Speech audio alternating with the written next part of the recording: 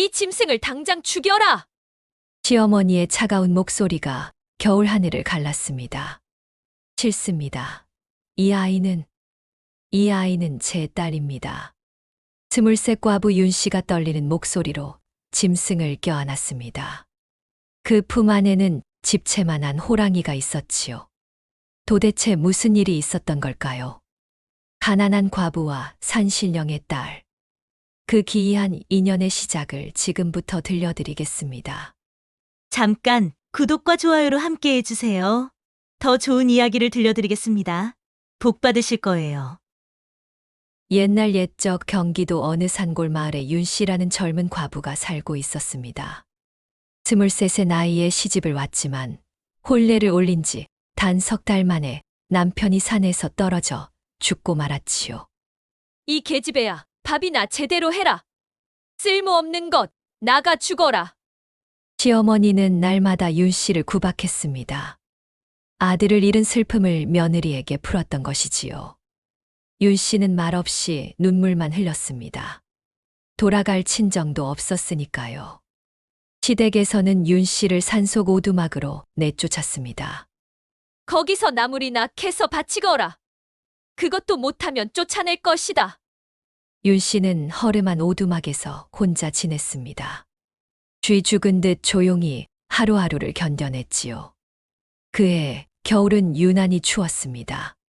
섣달 금음날 밤이었습니다. 한방눈이 내리는 깊은 밤, 윤 씨는 오두막 문틈으로 이상한 소리를 들었습니다. 끼잉, 끼잉. 갓난아기가 우는 듯한 가느다란 소리였지요. 윤 씨가 문을 열었습니다. 눈 쌓인 마당 한가운데 새끼 고양이만 한 털뭉치가 떨고 있었습니다. 아이고, 불쌍하게 해. 어미는 어디 갔나? 윤 씨는 조심스럽게 안아 올렸습니다. 얼음장처럼 차가웠지요. 너도 혼자구나. 나처럼. 윤 씨는 새끼를 품에 안고 방으로 들어왔습니다.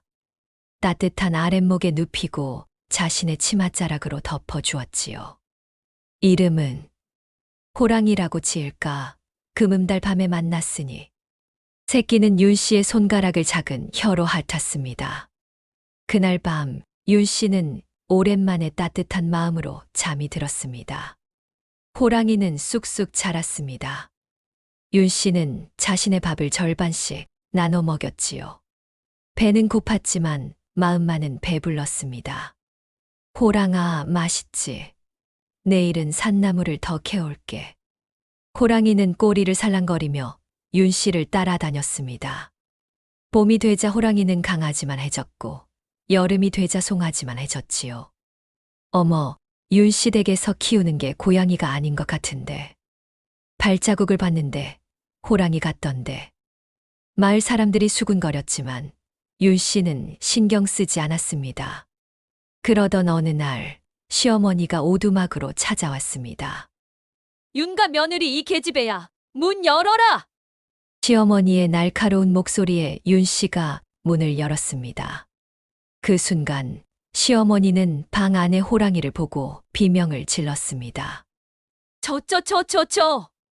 저 호랑이를 당장 죽여라! 아닙니다, 어머님. 이 아이는 순합니다. 시어머니는 마을 남정네들을 불러왔습니다. 창과 몽둥이를 든 사람들이 오두막을 둘러쌌지요. 이 짐승을 당장 죽여라! 싫습니다. 이 아이는 제 딸입니다. 윤 씨가 호랑이를 껴안았습니다. 호랑이는 윤 씨 품에서 떨고 있었지요. 그때였습니다. 잠깐. 시어머니가 윤 씨를 자세히 보더니 얼굴색이 변했습니다. 너, 혹시 아이를 뵌 것이냐? 윤 씨의 얼굴이 하얗게 질렸습니다. 숨기고 있던 비밀이었지요. 남편이 죽기 전 윤 씨는 아이를 가졌던 것입니다. 그렇습니다. 시어머니의 태도가 180도 바뀌었습니다. 아들을 낳으면 용서해 주마.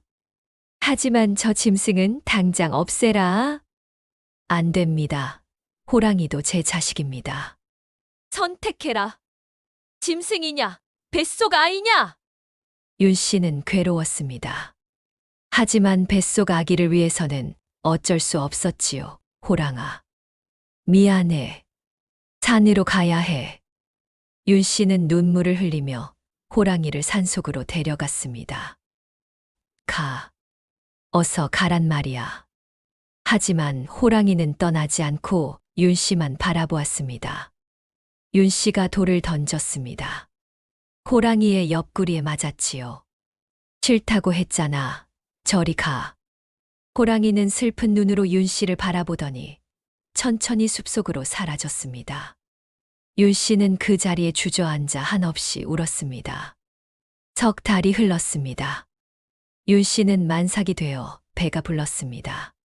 어느 날 밤 갑자기 산기가 왔습니다. 아파. 산파를 불렀지만 아기가 나오지 않았습니다. 난산이었지요. 이러다 죽겠습니다. 산파가 다급하게 말했습니다. 윤 씨는 정신이 흐릿해졌습니다. 눈앞이 캄캄했지요. 호랑아, 미안해. 너를 버린 벌을 받는구나. 그때였습니다. 오두막 문이 벌컥 열렸습니다. 거대한 호랑이가 뛰어들어왔지요. 입에는 무언가를 물고 있었습니다. 으악, 호랑이다. 산파가 비명을 질렀습니다. 하지만 호랑이는 사람을 해치지 않았습니다. 윤 씨 곁으로 다가와 물고 있던 것을 내려놓았지요. 산삼이었습니다. 호랑이. 내가. 윤 씨의 눈에서 눈물이 주르륵 흘렀습니다. 산파가 황급히 산삼을 다려 윤 씨에게 먹였습니다. 신기하게도 기운이 돌아왔지요. 마침내 아기가 태어났습니다. 건강한 사내 아이였습니다. 호랑이는 아기를 보며 조용히 꼬리를 흔들었습니다. 다음 날 아침 소문을 듣고 시어머니가 달려왔습니다. 손자를 봤다는데. 어머나. 시어머니는 오두막 안의 호랑이를 보고 놀랐습니다. 하지만 호랑이는 조용히 윤 씨 곁을 지키고 있을 뿐이었지요. 이 호랑이가 며느리와 손자를 살렸다는 거냐? 산파가 어젯밤 일을 설명했습니다.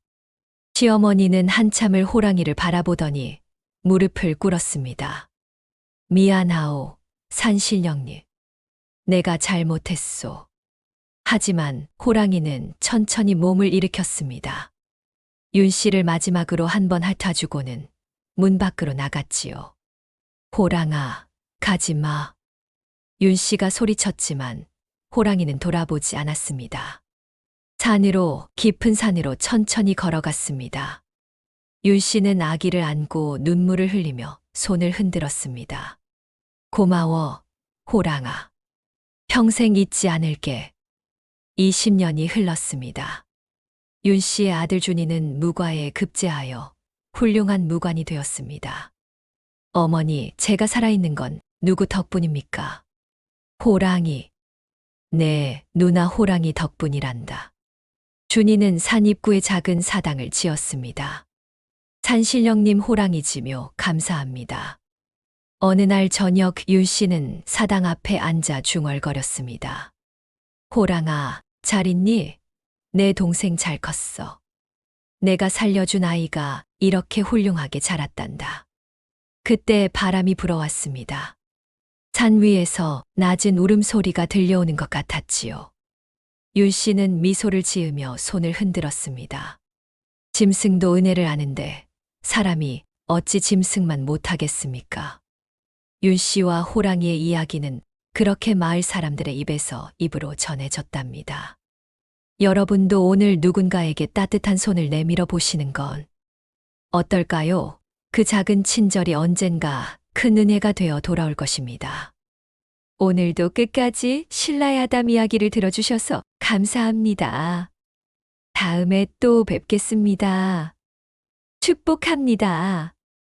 행복하세요.